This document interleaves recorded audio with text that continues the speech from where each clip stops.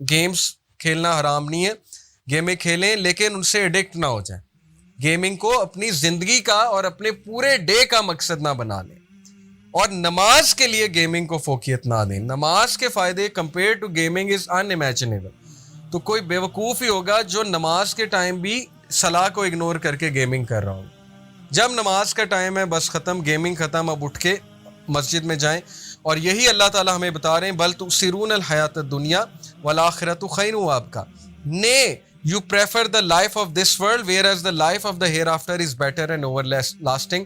لیکن یہ وہی یوتھ سمجھے گی جو تفکر اور تدبر کرتی ہے۔ ویسے تو ہم بڑے انٹیلیجنٹ ہیں، ایک ایک چیز میں کیلکولیشن کرتے ہیں، ایک ایک چیز کی ہمیں اماؤنٹ پتہ ہوتی ہے، ہمیں سارے ٹرینڈز پتہ ہوتے ہیں۔ یہاں پر آ کے ہمیں کیا ہو جاتا ہے؟ اللہ بتا رہا ہے کہ دنیا کی زندگی ہے ہی نہیں اصل زندگی، تم نے رہنا ہی آخرت میں جا کے، تو ادھر کا بینک بیلنس کریٹ کرو۔ یہاں پر آ کے ہمیں پتہ نہیں کیا ہو جاتا ہے۔ اس لیے اللہ کی اس نصیحت پر عمل کریں، تفکر اور تدبر کرنے والے بنیں۔ اب میں نے آپ کو بتا دیا، یوتھ ہو ڈو تفکر اینڈ تدبر they will always make intelligent decisions where to spend, how to spend, they will not be foolish۔ میں نے بہت فولش مسٹیکس کی اپنی یوتھ میں آپ کو سنسیئرلی بتا رہا ہوں، اور میں حیران ہوں کہ میرے پیرنٹس جو ہیں ان میں اتنی پیشنس تھی کہ انہوں نے مجھ جیسی یوتھ کو برداشت کیا۔ اب مجھے ہنسی آتی ہے اپنی باتوں پہ، اس لیے آئی انڈرسٹینڈ آپ لوگوں کو فن کرنا ہے، گیمنگ کرنی ہے، اٹس اوکے، آپ لوگ کریں، بالکل کریں، لیکن please make smart decisions in life. Try to think کہ یار میں پیسے تو ضائع نہیں کر رہا، میں ٹائم تو ضائع نہیں کر رہا ہوں، کہیں میں غلط سائٹ کی طرف تو نہیں جا رہا ہوں۔ تدبر کرنے والے بنے، تفکر کرنے والے بنے، غور و فکر کرنے والے بنے، اور ٹائم دیا کریں اپنے آپ کو۔ ایمان آپ کا بہت بڑھے گا، تفکر اور تدبر کریں، اپنے آپ کو اکیلا ٹائم دیا کریں۔ اینڈ لاسٹ پوائنٹ از ذکر of Allah. In order to increase your iman, you really need to do ذکر of اللہ۔ اور اس کی حدیث کیا ہے؟ ابن عمر reported the messenger of Allah صلی اللہ علیہ وسلم said, do not speak too much without mentioning Allah, verily talking too much without remembering Allah hardens the heart۔ اس لیے گپ شپ لگائیں لیکن اتنی نہیں کہ دل سخت ہو جائے، باتیں کریں لیکن اتنی نہیں کہ دل سخت ہو جائے، اللہ کو بھی یاد کریں۔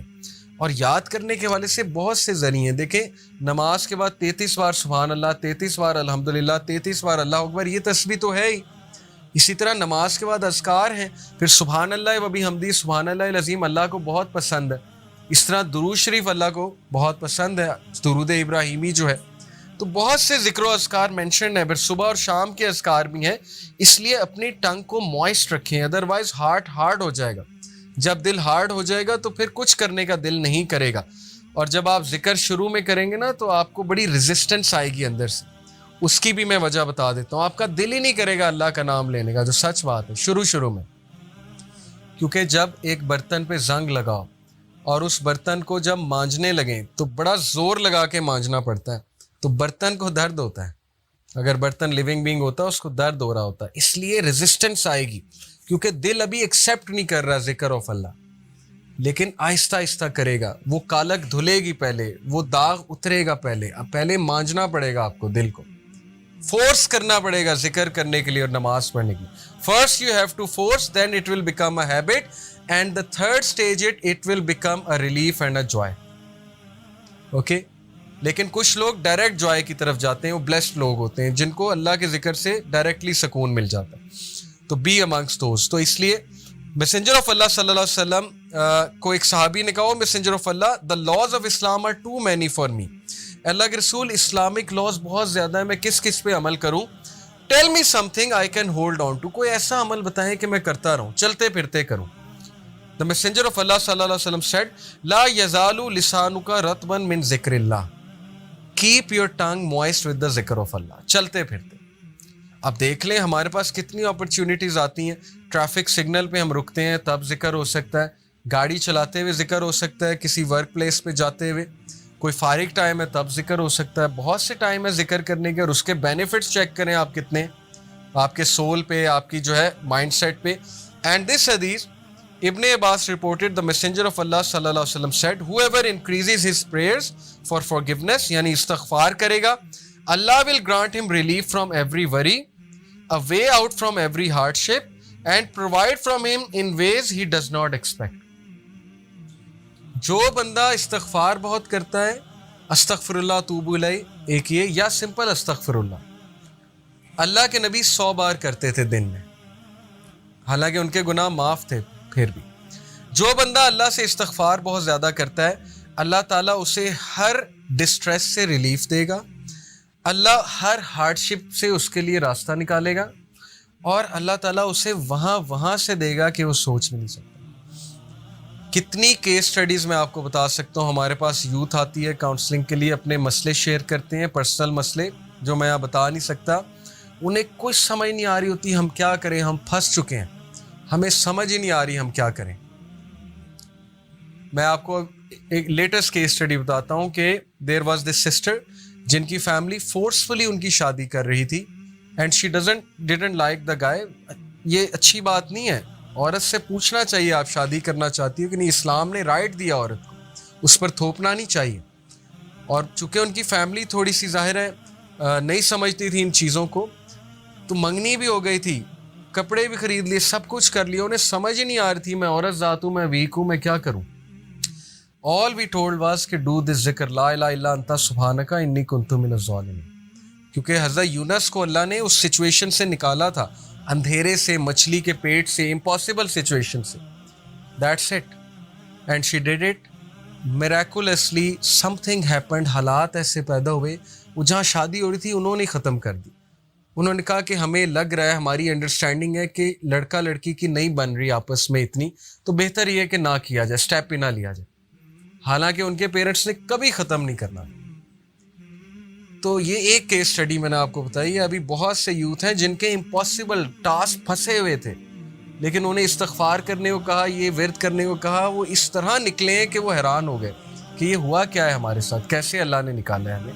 اس لیے اللہ کی فورسز کو کبھی بھی انڈر ایسٹیمیٹ نہ کریں، استغفار کو پکڑ لیں، انشاءاللہ you will C the result. میں ایک واقعہ سنا کے بات کو ختم کرتا ہوں۔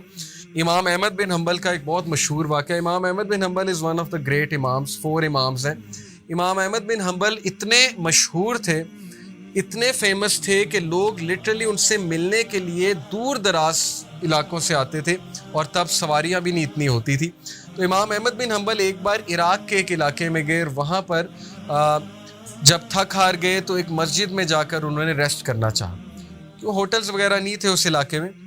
امام احمد بن حنبل چونکہ کام کے لیے گئے تھے، مسجد میں ریسٹ کر رہے تھے، تو مسجد کا خادم آیا، وہ سب کہتا ہے پتہ نہیں کون شخص ہے، کیونکہ پھٹے پرانے کپڑے تھے، سفر کر کے آئے، تو انہوں نے کہا نکلو باہر، کون ہو تم؟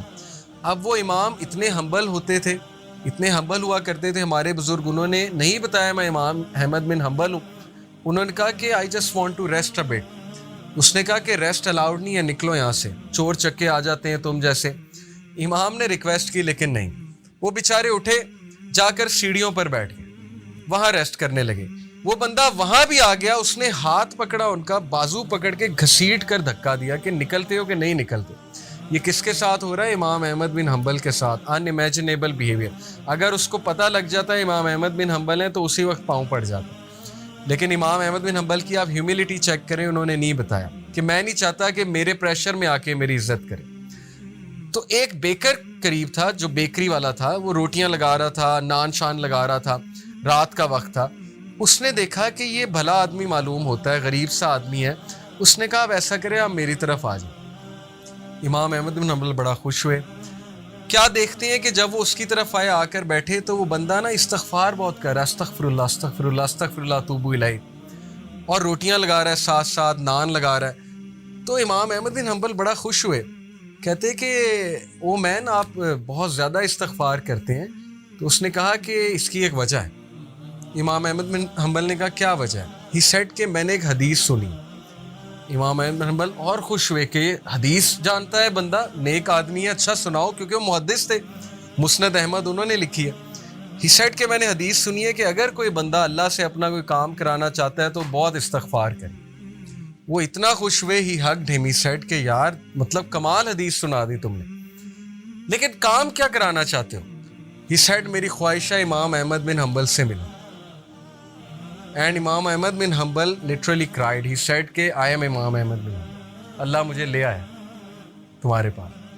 Can you believe it؟ اللہ اور امام احمد بن حنبل کہتے ہیں کہ بھلا ہو اس بندے کا، خادم کا، جس نے دھکے دے کے تمہاری طرف بھیجا مجھے۔ اللہ تعالیٰ دھکے دلوا رہا تھا کہ چلو ادھر، وہ بندہ تمہیں ملنا چاہتا ہے. اور امام احمد بن حنبل سے ملنا آسان نہیں تھا، وہ اس دور کے سیلیبریٹی تھے، بہت بڑے سیلیبریٹی تھے.